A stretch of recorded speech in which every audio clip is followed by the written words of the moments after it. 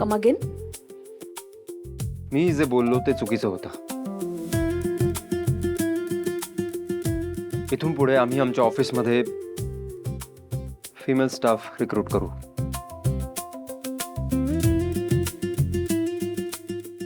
तुमच्या या प्रोजेक्टमध्ये मी इन्व्हेस्टमेंट करावी म्हणून हे सगळं बोलून राहिलात का तुम्ही? नाही नाही, असं अजिबात नाहीये. I promise. ही डील झाल्यानंतर तुम्ही कधीही येऊन आमच्या ऑफिसमध्ये चेक करू शकता. तुम्हाला इथे लेडी स्टाफ दिसेल. That's my guarantee. मी क्षणभर विसरलो होतो की हा बिझनेस माझ्या बहिणीचा आहे.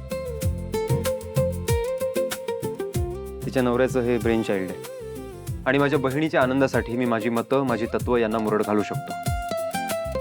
शेवटी हा बिझनेस, यातून मिळणारं यश, या सगळ्यांपेक्षा माझी फॅमिली, माझी भावंड मला जास्त महत्वाची आहेत आणि त्यांच्या आनंदासाठी मला तुमच्या सगळ्या अटी मान्य आहेत.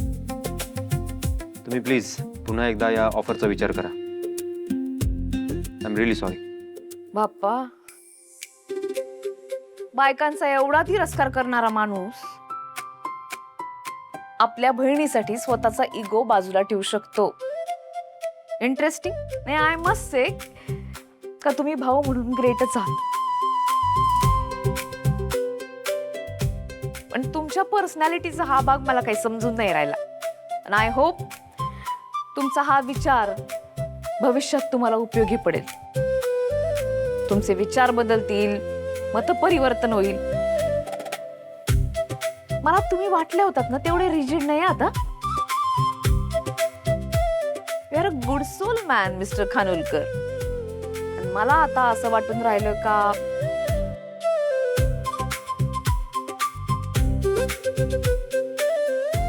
आपण ही बिझनेस डील करू शकतो.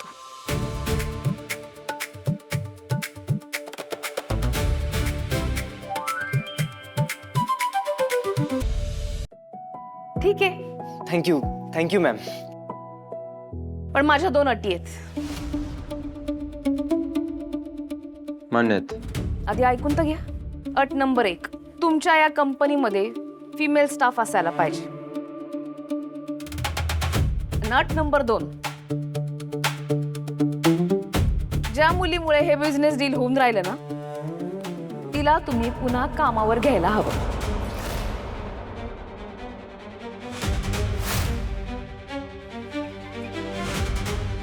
त्या मुलीने स्वतःहून जॉब सोडलाय. अशी कशी जाईन ती? तिची काहीतरी अडचण असणार, ती तुम्ही सॉल्व्ह करा, ती पुन्हा येईल कामाला.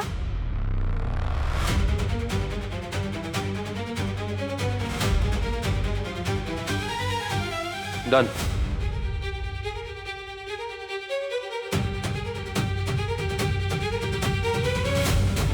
माझा शब्द आहे.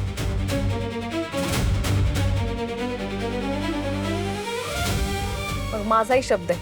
माझी ही अट तुमचं आयुष्य बदलून टाकेल.